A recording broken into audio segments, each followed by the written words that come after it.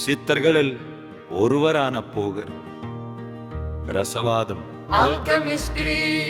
மருத்துவம் மற்றும் ஆன்மீகத்தில் ஈடு இணையற்ற மேதையாக கருதப்படுகிறார். இவரது வரலாறு அறிவியல் மற்றும் அதிசயம் கலந்த ஒன்றாக திகழ்கிறது. போகர் பற்றிய முக்கியமான வரலாற்று தகவல்கள் இதோ. பழனி முருகன் சிலை, நவபாஷாணம். போகரின் வரலாற்றில் மிக முக்கியமான சாதனை பழனி மலையுள்ள தண்டாயுதபாணி சுவாமி சிலையை செய்ததுதான் சாதாரண கல்லால் செய்யாமல்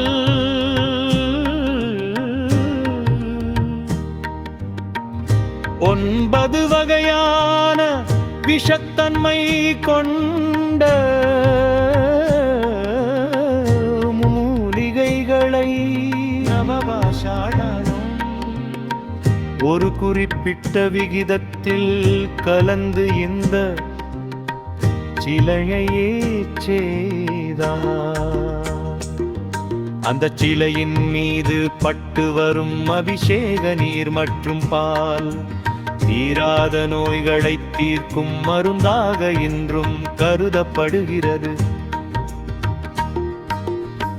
ரசவாதம் மற்றும் வான்வழி பயணம்.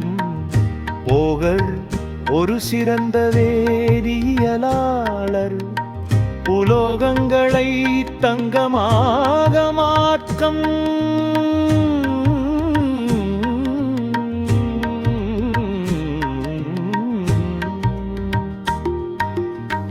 ரசவாத வித்தையில் வல்லவர். அவர் கவன குளிகை என்ற ஒன்றை செய்து வாயில் அடக்கிக் கொண்டு புவியீர்ப்பு விசையை கடந்து வான் வழியாக பயணம் செய்யும் ஆற்றல் பெற்றவர் என்று சொல்லப்படுகிறது. சீனா பயணம். போகர் சீனாவுக்கு பயணம் செய்து அங்கிருந்த மக்களுக்கு மருத்துவத்தையும் தத்துவத்தையும் போதித்ததாக குறிப்புகள் உள்ளன. சீனாவில் அவர் போயாகன் என்ற பெயரில் அழைக்கப்பட்டதாக ஒரு கருத்தும் உண்டு. அங்கிருந்து அவர் பல சீடர்களுடன், அவர்களில் முக்கியமானவர் புலிப்பாணி சித்தர், மீண்டும் தமிழகம் திரும்பினார். மீண்டும் தமிழகம் திரும்பினார். போகரின் சீடர்கள். போகரின் முதன்மை சீடர் கொங்கணராவார். மேலும்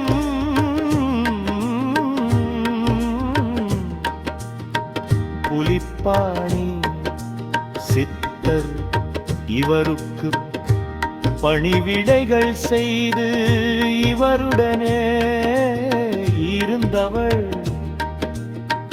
பழனி கோயில் வழிபாட்டு முறைகளை போகரே வகுத்து கொடுத்தார். போகர் சமாதி.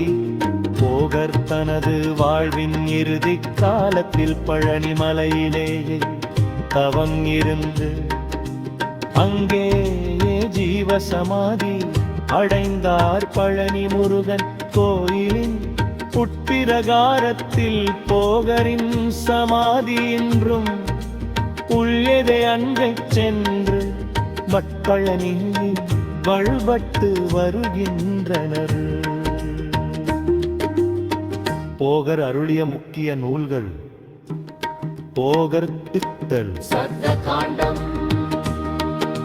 போகர் ஜனன சாகரம், போகர் நிகண்டு, போகர் யோக மார்க்கம், உடலை உறுதிப்படுத்தி நீண்ட காலம் வாழ்வதற்கான காயகல்ப முறைகளை உலகிற்கு அறிமுகப்படுத்தியவர்கள் போகர் மிக முக்கியமானவர்.